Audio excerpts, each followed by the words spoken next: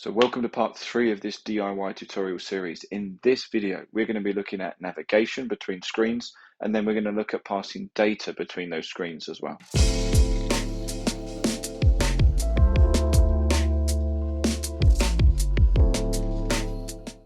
So welcome back to part number 3. If you've been following along with the series so far, it's the third video. We're building on our app to add navigation, so this will be something to look forward to.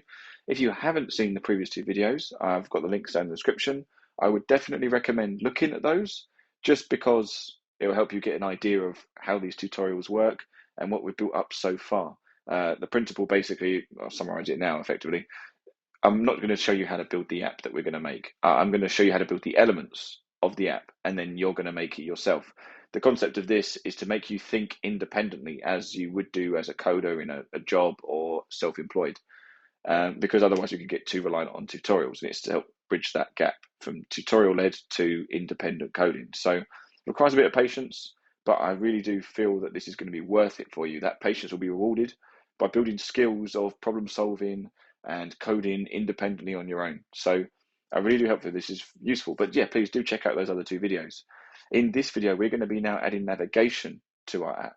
So we're going to scroll between screens, and we're also going to pass data between those screens as well. So that we're going to look at that in just a sec. But before we do, if I could just comment again, like with any YouTube video always does, please do like, please do subscribe. It really does help out the channel get out there and helps me out. So that is really great. Also as well, comment below of how you found the series so far, anything you found useful.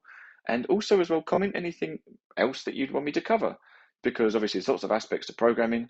If there's a ways that I could turn the app and help you be able to develop your programming skills, then obviously that's the main thing. That's what we're all trying to achieve here, isn't it? So please do let me know. So let's get into the desk, let's get into Xcode, and let's get programming. Okay, so back into our project. We've got our coffees here, so this should hopefully be now a for each loop running through the type of cell that we have with the data being plugged into it. So the image, the name, the type of cup, and the date. Okay, so that's something I demonstrated in video 2. So again, if you haven't seen it, pop back to that. But what we have now is our cells. Okay, but what we're going to add now into our functionality is moving to new views. Nothing special. We're literally just going to click on it, and it's going to show us a bigger picture and the detail of what the cup is. Okay, so you can see that we've added the functionality of touching the blue mug that time, grey mug. There we go. Espresso cup. Espresso cup. Okay, cool. So each one is passing the data from this onto the new screen. Okay. So that's going to require 2 things. First of all, setting up a navigation view so you can scroll from one view to the next. And then it's going to be a matter of setting up the new view in a format that we want. And similar to how we set up the cell, we then want to pass in the data into that view, and it will populate each time, as we can see with the different stuff every time we click on a different cell. Okay? Stuff, I should say content really, shouldn't I?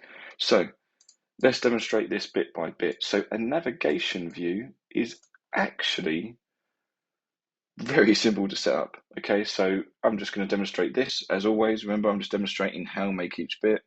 It's down to you to really implement it into the code. So again, resource files are in the first video, and the rest of the build is across the 2 first videos. So please do check them out.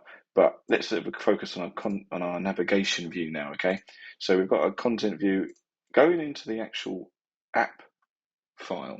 Okay, you're going to notice here we've got our window group, and this should introduce our content view, so our first view of the app. Now all we want to do, literally to add navigation to this, is if you add in a navigation view, forget the content, because there's only one parameter that we're entering here, which is this. So now put a navigation view inside the window group, because this is what's being presented as your app, and the content view is within this navigation view, and that's it. You've got navigation. So we can see the navigation view is working by adding, we're going to add navigation titles now. So navigate. you will notice on the preview, nothing has happened. Just so that you know this little bug as well, is because the preview has to be in its own navigation view. So it can show navigation stuff, basically. So you'll notice if you just put that in its navigation view, watch, it's going to show now. There you go. Okay. So that would be why you don't see it in the navigation thing on your preview. If you ran the app on simulator, you would see it because it's obviously part of the app. It's just not part of the preview. So watch out for that little bug, just in case you start sitting there for ages trying to figure out why nothing's showing. So, right, that's the navigation view. Simple enough.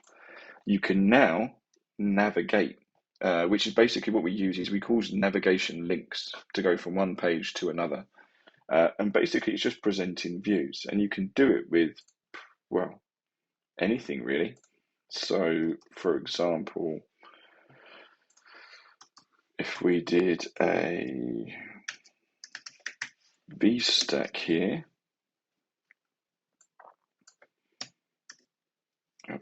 copy and paste that inside our VStack, and let's do, so in this we're going to make what is called a navigation link, okay? So the destination basically is going to send you to a view, and obviously SwiftUI is just built out of views, so we're just going to call this view, okay? It's going to send us to a text view, okay?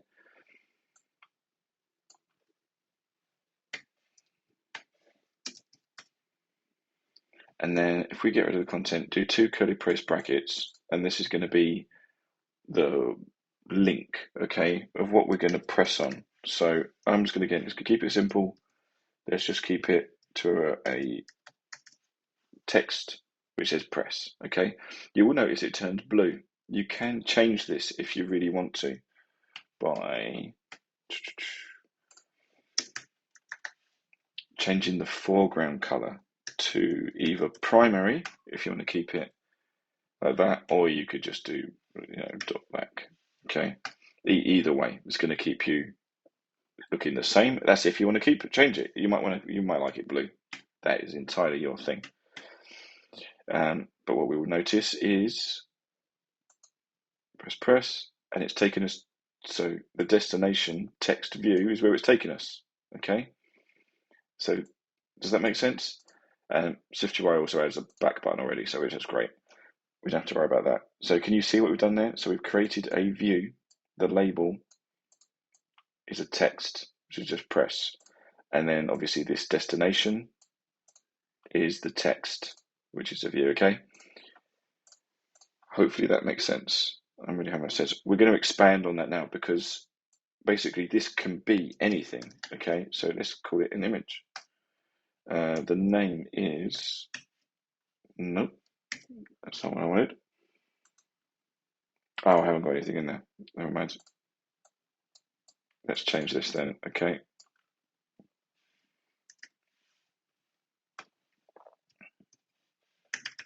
To an SF symbol, okay? There you go. So clock. Oh, I've changed it. Oh, it's now taking us back to the view. Great. Okay. So hopefully that makes sense. So that is a navigation link.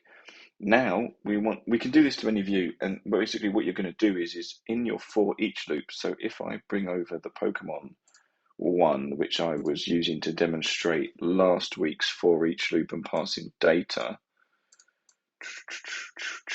Okay, so hopefully you remember this from our second tutorial, okay? Let us just quickly do the things that we just implemented before, okay? So we want to make this navigation, we want to make it a navigation view, don't we? Okay, so inside our curly braces is there, and then going to content view. Right, and in content view now, what we want to do is instead of making, for each one of these iterations of the array that we go through, okay, where we make a cell view, content view, the preview is still taking ages to sort itself out, okay, but it doesn't matter. So Pokemon, so instead of just making a cell view, we want to, as we just demonstrated, make a navigation link, which is made up of a view, which is not going to be text, it's not going to be an image, it's going to be our cell view, okay? And this is how you're going to do the cups, okay? So for each one, so destination and label, okay? So the destination, again, let's just do a text. We're going to say this is like and subscribe. No hints there. But if you happen to like and subscribe, thank you. So here we go. This is, we don't want that anymore, okay? So our label is going to be the cell view. Okay? So each one is now going to be a cell view. You'll notice as well again, okay? So just like last time it turned blue, didn't it? All of our text here has gone slightly weird. So again, what you're going to want to do is do our foreground color to either primary or black, whatever it is. You'll notice it. Yeah, there you go. It fixes that bug. Okay. So let's just click on one. Oh, sorry. Let's get our content, our preview in a navigation view. Like I said, always watch out for that bug. Otherwise, you're going to spend ages trying to figure that one out. There we go. So now we can preview the view, like and subscribe. So we have made a navigation link of each one to this. So now our next issue. So right, so we've got a navigatable views. We've been able to make navigation links from our current view to a new view. Now we need to now make a new view that will take the data of whatever it is we click on. Okay. So to do that, first of all, we need a new view, don't we? So new file, up with where all the files are, a SwiftUI file, as it would be, and call this whatever it is that you want. Okay. I'm going to do this as, I want to call this extra view just for the sake of it, but call it, I don't know, detail view, cut view, whatever it is that you feel is appropriate, okay, for your app. I'm going to quickly just type out the format of what this view is going to look like. Please refer to video 1. Hopefully you've had enough experimenting with H-stacks and V-stacks to create the format that you want. But go ahead and just make some kind of view. What I will say you want to do initially, though, as just a thing, is create in that view a constant of a cup. I'm going to do a Pokemon because that's what I'm doing here. Okay.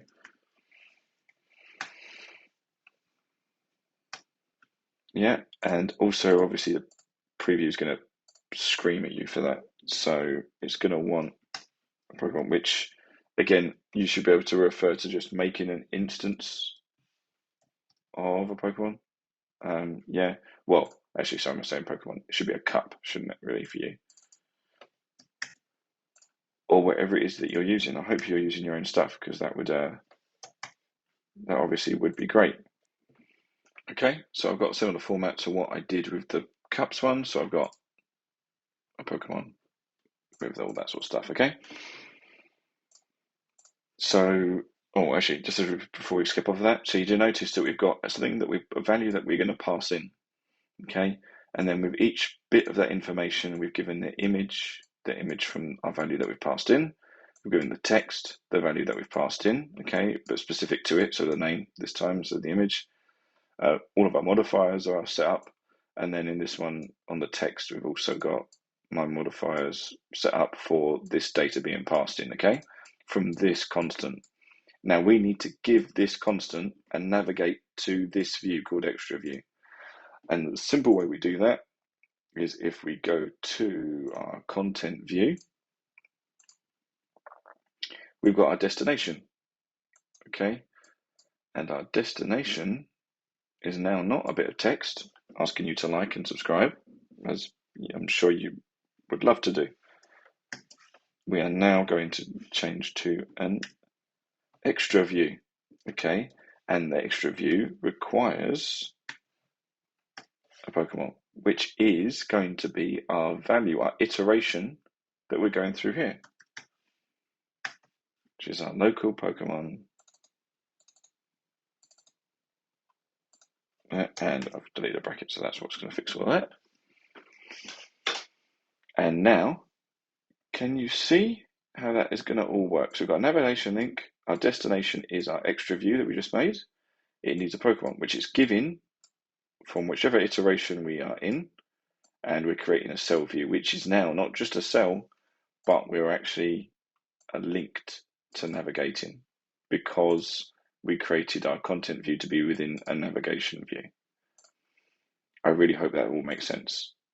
But we will now demonstrate how that works with, yay, so that goes in, that one goes in, that one goes in, feeding data backwards and forwards from our views.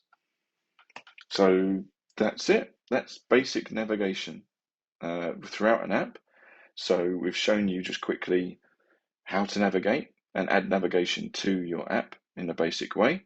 We've also looked at how we can modify our views to be navigation links to go from your current view to another view, okay? And then we've looked at setting up our own view with its own parameters and then how we would then pass that data into it.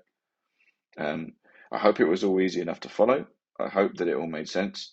Please do experiment and play around with it to add it into your Cups app or whatever app you're using to make this with and see how it works. It's great to have just to play around with and fun with, and it's great to try and do some problem solving with it because, again, as you progress coding, this is really what your skills you're trying to develop, problem solving, the thought process. That's going to help you excel. So thank you very much for sticking with us for our third DIY tutorial. I hope this is really helping you. Please comment, like I said, like and subscribe as well, as I mentioned a few times, but it really does help out. We will see you next week for our next edition. Please do, again, comment and show us what you're making and what you feel that we could be working on next. So thank you very much for watching. Take care and we'll see you again soon.